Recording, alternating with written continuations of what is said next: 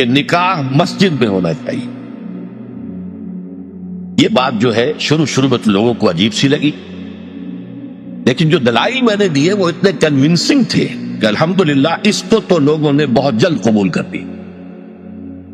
ہمارے لیے سب سے بڑی دلیل کیا ہے کہ حضور کا قولی حکم ہے، اعلنوا ھذا النکاح واجعلوہ فی المساجد، نکاح کا اعلان عام کیا کرو اور مسجدوں میں منعقد کیا کرو. یہ جامع ترمذی شریف کی روایت ہے. اگرچہ ٹھیک ہے، علماء کا کہنا یہ ہے کہ یہاں جو وجعلوہ جو فعل امر ہے یہ وجوب کے لیے نہیں ہے، استحباب کے لیے ہے، لازم نہیں ہے. امر دونوں طرح کا ہوتا، مستحب ہے، بہتر ہے. تو سوال یہ کہ بہتر کو کیوں چھوڑے؟ جس کو محمد رسول اللہ نے بہتر قرار دیا ہو اسے کیوں چھوڑے؟ کس دلیل سے چھوڑے؟ ہمیں لازماً اختیار کرنا چاہیے.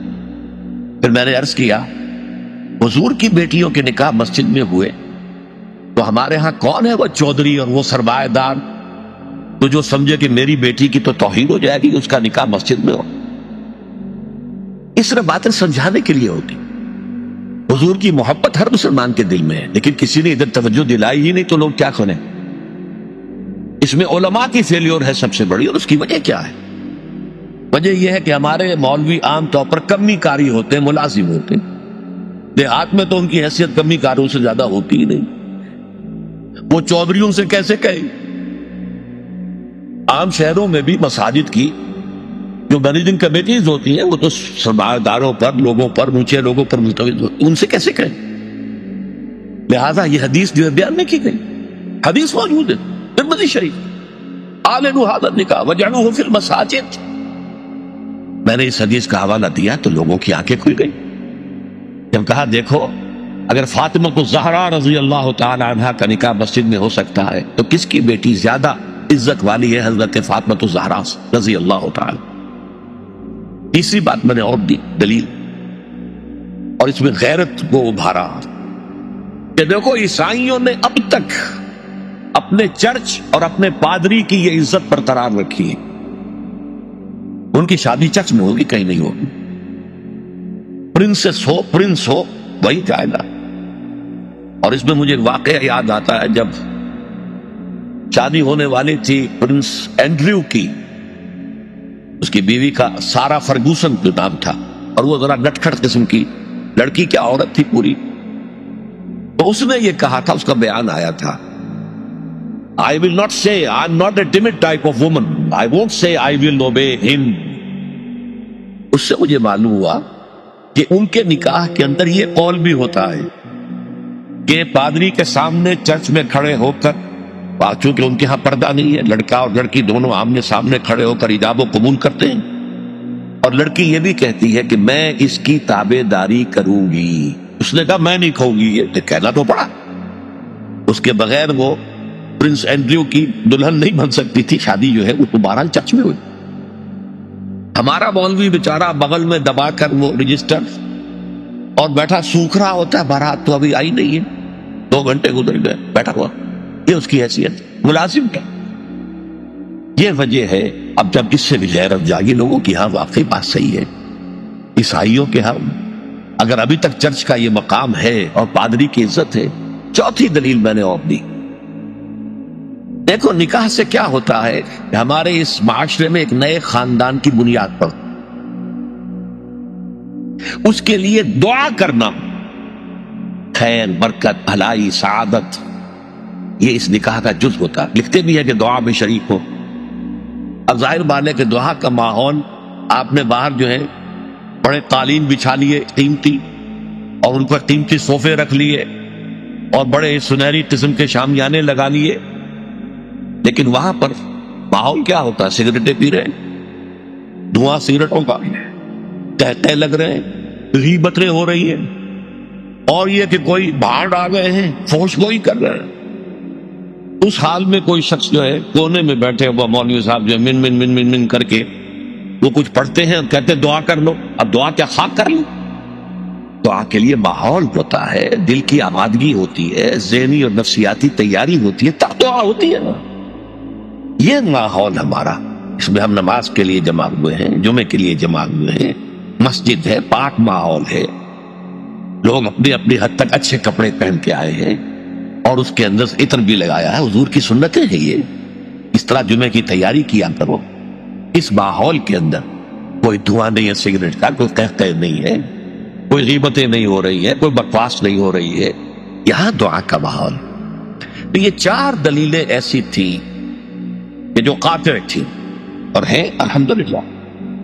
تو پہلی بات، مسجد کے اندر نکاح کی محفل منعقد کی جائے، اس کے لیے میں سمجھتا ہوں کہ ذرا سی تعلیم اور تلقین اگر ہو جائے، اور اگر حکومت کی سطح پر یہ کام ہو، ابھی تک تو یہ میں انفرادی طور پر ہو چکے ہیں، اب اس کو 30 برس میں نے جدوجہد کی ہے، ہماری تحریک کے تحت ہوئی ہے، اگر کہیں یہ سرکاری سطح پر، حکومت کی سطح پر ہو جائے تو یقیناً یہ ہے، میں کہتا رہا ہوں کہ بھئی برادریوں کے سطح پر فیصلہ کرو چلو، لیکن سرکاری سطح پر ہو جائے تو کیا کہیں۔ نمبر 2،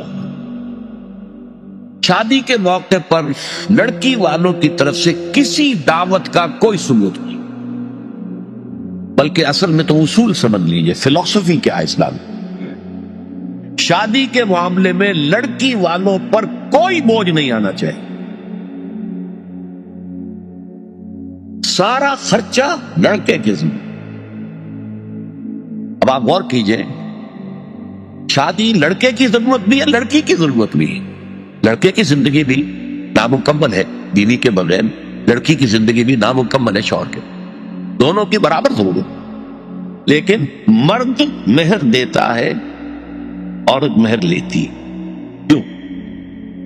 مرد کی قوامیت، اور یہ علامت ہے کہ مرد طالب ہے، عورت مطلوب ہے۔ یہ مہر کوئی قیمت نہیں ہے، بعض اللہ بعض اوقات بعض نکاح خاں کہہ دیتے بعوض اتنے مہر کے میں نکاح میں دیتا ہوں، یہ بڑا غلط لفظ۔ بس مہر کا اعلان کیا جائے، اتنا مہر ہے، بعوض نہیں، یہ کوئی اس کی قیمت نہیں ہے، کوئی خریداری نہیں ہو رہی ہے، لیکن یہ ہے کہ علامت ہے، ٹوکن ہے۔ ایسا بھی مہر مقرر کیا گیا، کسی کے پاس دینے کو کچھ نہیں تھا، حضور نے فرمایا اچھا اپنی اس بیوی کو اتنی سورتیں قرآن کی پڑھا دینا، یہ بھی مہر ہو گیا۔ تو یہ چیز ہے کہ طالب ہے لڑکا اور اس کا گھر آباد ہونا ہے۔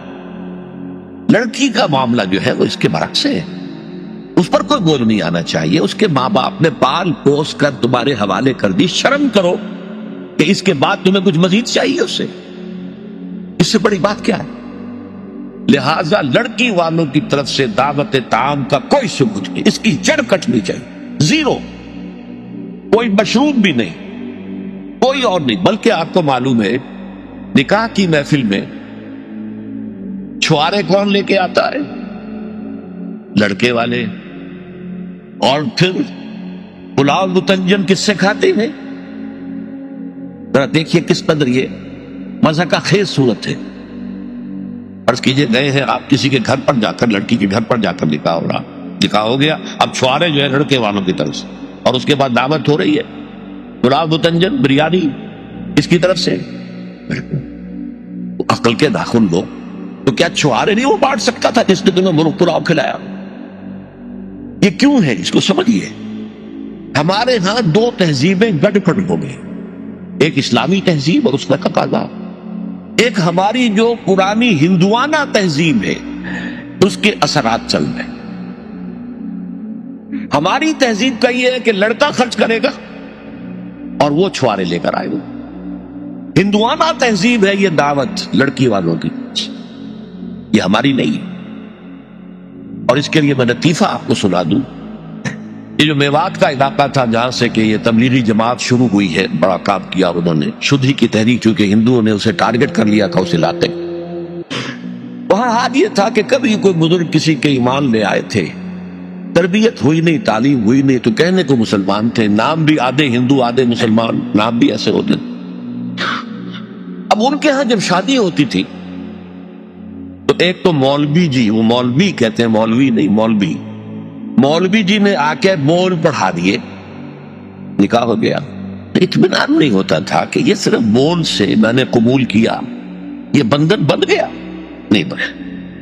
پھر پھیرے ڈلواتے تھے، لڑکے کی چادر لڑکی کی چادر میں گرہ باندھو اور سب کے سامنے 7 چکر لگواؤ تو پتہ لگے گا کہ واقعی عقد کہتے ہیں گرہ کو، عقدہ گرہ کہتے ہیں، عقد گرہ. یہ جو نکاح کی گرہ بندی ہے یہ اس طرح پکی ہوگی کہ پہلے مولوی جی بول پڑھا دے اور پھر جو ہے پھیرے ڈلوا دیے. تو ہمارے ہاں یہ چھوارے کو مولوی جی والی تہذیب ہے، اور پھر اس کے بعد دعوت جو ہے یہ ہندوانہ تہذیب، یہ وہ پھیرے ہیں. کوئی ثابت نہیں ہے، اس کی جڑ کاٹی جائے، کمی نہیں جڑ کاٹی. پھر میں کہوں گا کمی بیشی جو ہے یہ پھر وہ ریلیٹیو ٹرمز ہو جاتی ہے. تو جہاں انگلی رکھنے کی جگہ ہوگی وہاں پورا ہاتھ اور پوچھا رکھ دیا جائے، جڑ کاٹی.